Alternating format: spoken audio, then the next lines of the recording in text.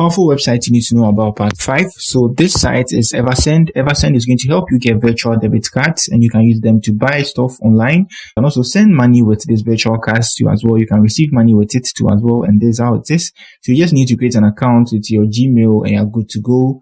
You do a couple verifications, you're good to go. So the second site is Cloud Convert. You can convert your images, your videos into any format of your choice. So this is a PDF, which is a doc. So you can convert it to PDF, HTML, text. You can convert this to as well. And then this is also text behind. This is the third site, which is text behind. Write text at the back of images of your choice. So let me show you guys how to do this.